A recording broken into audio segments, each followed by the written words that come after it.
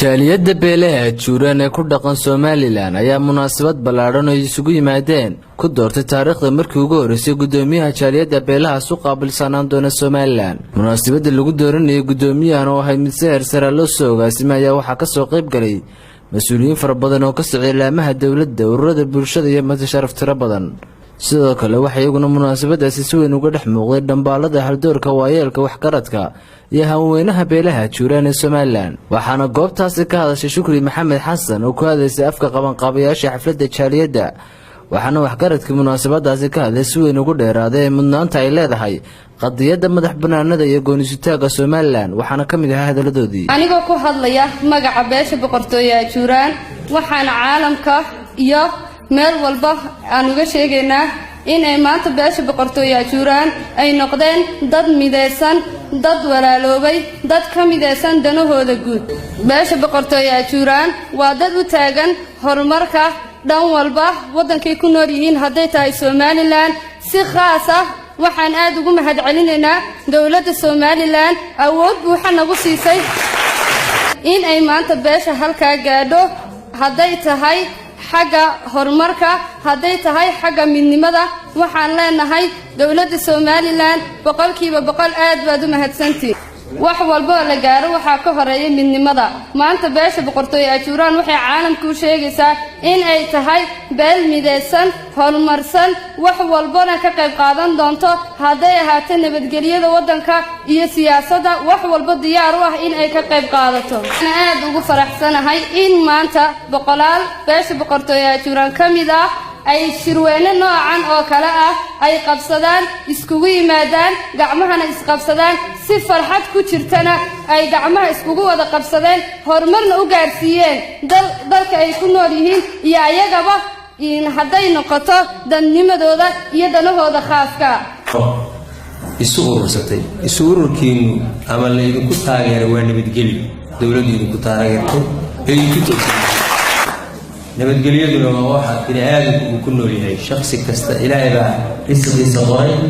meesha uu jooga hadduu nabadgelyo ku helo wixii alla u qoray ma waayo. barsaabka gobolku nabadgelyada u jirta in uu wixii dadkii degan oo dhanba uu nabadgelyadooda iyaga ilaaliyo, iyaguna ay la ilaaliyaan nabadgelyada oo aanay dhalan waxyaalo khalad keena oo muhmal hadhow dadka geliya. isagana waan aad baan ugu ammaanayaa wanaagga uu idiin sameeyey isaga iyo maamulkiisa ka sarreeya wasaaradda daaqliga. golaha guurtiduna nabadgelyada dalku ka shaqeeyaa, waxyaalaha u xisaanaya ka mid tahay. sidan aad samayseen iyo waddada aad marteenna waa waddo ku dayasho leh, si beel loogu soo hagaago qofkii khaldan, idinkana la idinka waraysto guddigiina si aad qofka khaldan isaga qabataan oo uusan idiin cambaarayn hadhow. ilaahay tawfiiqdana waafajiyo, allah isku keentoosiyo insha allah. faraaq allah naga ilaaliyo. waxaan leeyahay mataqaanaa waxaan salaamayaa mataqaanaa ugaasman salaamaya Cabdiraxmaan Oladiinle salaam alaykum insha allah. waxaan ku mahadnaqayaa dawladda Somaliland ee gaartay dadkeeda halkan isku xilqaamay ee doonayay inay ayagooda ka tashadaan, abaabushay ee ogolaatay. marka hore beeshan waxay garatay inay ayaheeda iyo dadkeeda ay abaabusho oy dhibaato hadday ku timaado iyo wixii danahooda ay ka tashadaan. waa iyo aad u mahadsan yihiin. ilaahayna waxaan ka baryayaa in ilaahay ku asamo. marka waxa weeye waxaanu garanay maadaama maanta aanu joogno dal nabada oo dad Soomaaliyeed jamhuuriyadda Somaliland si wanaagsan noogu soo dhaweysay danahayna iyo ayahaygana iyo mustaqbalkayga iyo isku xirka iyo danaha guud iyo ayaha dalka aan kaga tashan doono. ugu dambeyn waxaa xafladda soo gunaanaday gudoomiyaha cusub ee jaaliyadda beesha juuraan ee Somaliland u qaabsanaan doona Cumar Cismaan Xuseen. mahadcelinayaa iyaguna mas'uuliyiinta jamhuuriyadda Somaliland oo ugu horeeyo madaxweynaha jamhuuriyadda Somaliland Axmed Maxamed Maxamuud Silaayo. sidoo kale waxaan u mahadcelinayaa barasaabka gobolka Murudijeex oo runtii isaga kaalin weyn ka qaatay in beesha juuraan ay maantu ay runtii hesho yacni sharci ee markaasi ay shirarkooda iyo arrimaha markaasi danaha beesha ajuuraan ay kaga hadli karaan runtii farxad weyn bay ii tahay mana soo koobi karo caawa sida weyn ee farxadda markaan arkay ajuuraan odayaal iyo dhalinyaro haween oo midaysan oo muuqaal qura iyo midnimo ay ka muuqato TV-ga caalamiga Kalsan magaalada Hargeysa.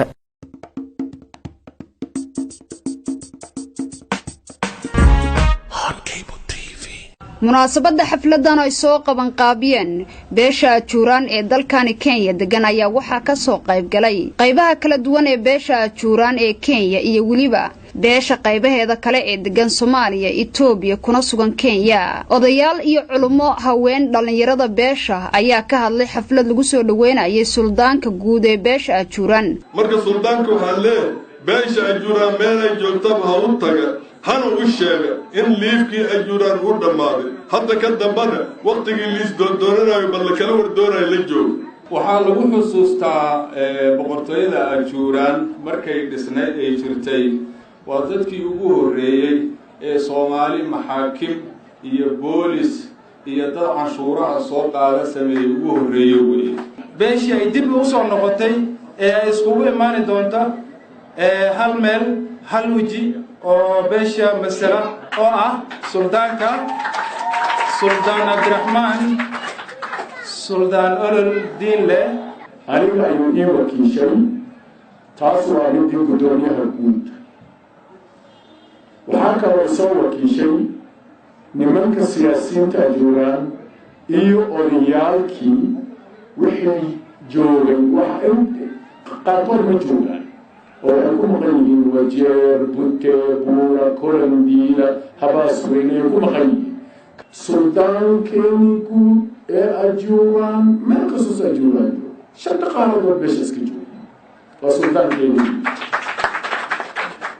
marka nagagaasi tahniyad suldaankeena guud Soomaaliya Kenya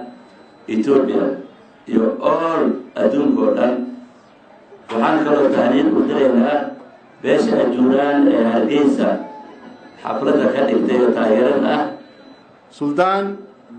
we Kenyan Ajurans are all here today. Ajuran Sultanate was the only sultanate in the east coast of Africa that repelled the Portuguese. Was Abdurrahman Olol Diinle beesha ajuuraan baan u hadlayaa qaybta dumarka waxaan leeyahay Allah kuu guuleysiiyo xilka aad qaaday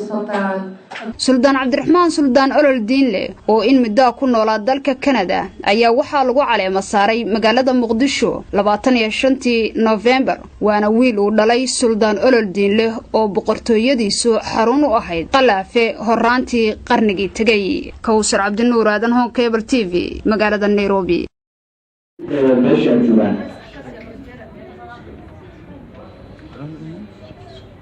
وتهي والشيخ أحمد خليل حريد نكاويه سيد الصومال مركا شيخ أحمد سبوريين كومنا تنقلي دونا سويهم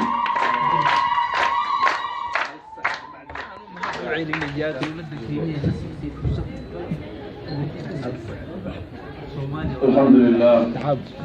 الذي بنعمته تتم الصالحات ونصلي ونسلم على المبعوث رحمة للعالمين نبينا محمد وعلى آله وصحبه وسلم تسليما كثيرا أما بعد يقول المولى جل وعلا قل اللهم مالك الملك تؤتي الملك من تشاء وتعز من تشاء وتنزع الملك من تشاء وتعز من تشاء وتذل من تشاء بيدك الخير إنك على كل شيء قدير إلهي بان مهد علينا جل جلاله نموين كثيرا بدن ينقوم النايستي ويوقع لسنتهي نعمة الدين إنه إلهي إنه داري دين إسلام